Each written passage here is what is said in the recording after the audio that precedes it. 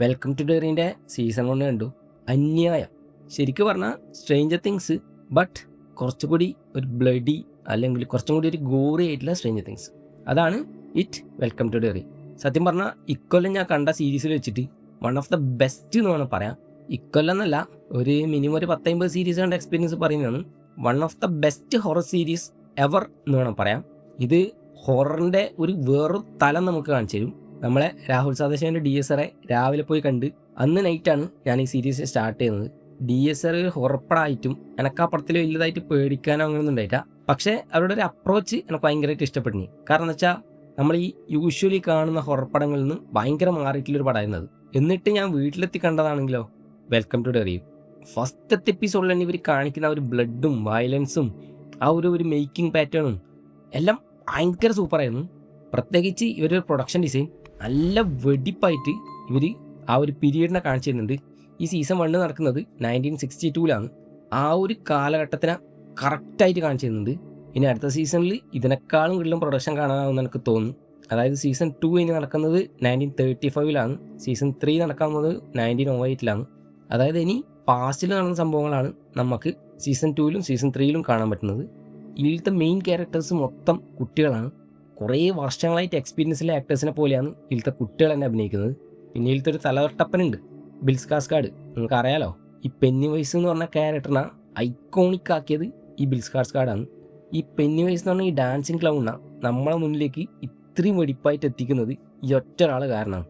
നമ്മൾ മുന്നേ ഇറ്റിൻ്റെ മൂവീസിൽ കണ്ട സെയിം ആക്ടറിനെയാണ്. മാത്രമല്ല കഴിഞ്ഞ വർഷം ഇറങ്ങിയ ഈ നൊസ്ഫെറാറ്റോയൊക്കെ നിങ്ങൾ കണ്ടിട്ടുണ്ടാവും, സെയിം ആൾ.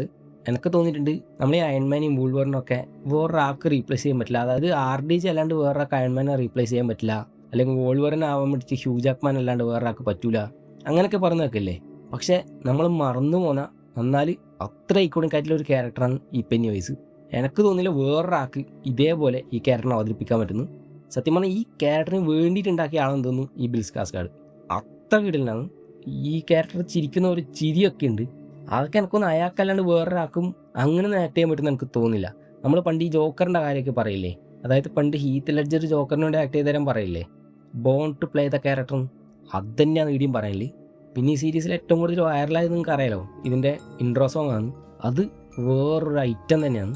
നമ്മൾ സാധാരണ വെറുതെ ഇരുന്ന് ഈ മ്യൂസിക് മാത്രം കേട്ട് കഴിഞ്ഞാൽ നല്ല ക്യൂട്ടായിട്ടുള്ളൊരു മ്യൂസിക്കായിട്ട് തോന്നും. പക്ഷേ ഓരോ എപ്പിസോഡിൻ്റെ ഇടയിൽ ഈ ഇൻട്രോ സോങ് വരുമ്പോൾ കിട്ടുന്നൊരു ഒരു ഫീലുണ്ട്, അത് പറഞ്ഞറിയിക്കാൻ പറ്റില്ല. അത് കണ്ടു തന്നെ മനസ്സിലാക്കണം. എനിക്കൊക്കെ ശരിക്കും ഈ ഹൊറർ സീരീസ് വലിയ ഇഷ്ടമല്ല, എന്നാലും ഞാൻ പറയുന്നു ഇതുപോലൊരൊന്ന് വേറെ കിട്ടൂല. അത്ര സൂപ്പർ. എനിക്ക് തോന്നുന്നു നമ്മളെ നാട്ടിൽ ഇതത്ര അറിഞ്ഞു വന്നിട്ടില്ല. എന്തായാലും സീസൺ 2 വരുമ്പോഴത്തേക്ക് ഇതിൻ്റെ റിസപ്ഷൻ വേറെ ലെവലായിരിക്കും, അത് നിങ്ങൾ കണ്ടാവും. പക്ഷേ സീസൺ 2 വരുമോ ഇല്ലയോ എന്ന കാര്യത്തിലാണ് നമുക്കൊരു സംശയം. കാരണം ഇതൊരു HBO സീരീസാണ്. HBO അവസ്ഥ നിങ്ങൾക്ക് അറിയാലോ. ഇപ്പോഴും എങ്ങോട്ടാ ചായവൊന്നും വലിയ ഐഡിയ ഇല്ല. നെറ്റ്ഫ്ലിക്സിന് പോവോ പാരമൗണ്ടിന് പോവോ അതോ വേറെ ആരെങ്കിലും അക്വയറയോ ഒരു ഐഡിയ ഇല്ല. പക്ഷെ എന്ത് വന്നാലും എനിക്ക് തോന്നും ആരെടുത്തു കഴിഞ്ഞാലും ഈ സീരീസ് ഡിസ്കണ്ടിന്യൂ ചെയ്യാൻ ചാൻസ് ഇല്ല. കാരണം അത്ര കിടിലാണ് ഐറ്റം. ഇതിൻ്റെ റൈറ്റേഴ്സ് ഇതിൻ്റെ സീസൺ 2 3 കുറിച്ചൊക്കെ പറഞ്ഞിട്ടുണ്ട്. ഇവരേമ സീസൺ 3 വരെ ഇറക്കാനുള്ള കണ്ടൻസ് ഉണ്ട്. ഇനിയിപ്പം അടുത്ത സീസൺ വന്നാലും ഇല്ലെങ്കിലും ഈ ഒരു സീസൺ കൊണ്ട് തന്നെ ഇവർ ഇതിനൊരു ബെഞ്ച് മാർക്ക് ഉണ്ടാക്കി വെച്ചിട്ടുണ്ട്. നിങ്ങളിതിൻ്റെ IMDb റേറ്റിംഗ് എടുത്തൊക്കെ മനസ്സിലാവും. ഏകദേശം എല്ലാ എപ്പിസോഡിനും എനിക്ക് തോന്നുന്നു 8+ റേറ്റിംഗ് ഉണ്ട്. അതിൽ തന്നെ 6ാമത്തെ 7ാമത്തെ എപ്പിസോഡിനാറ്റം 9.3 9.4 ആയിട്ടുണ്ട്. എന്തായാലും ഒന്ന് ട്രൈ ചെയ്യുക.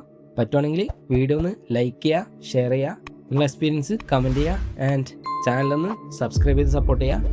അപ്പോൾ ബൈ.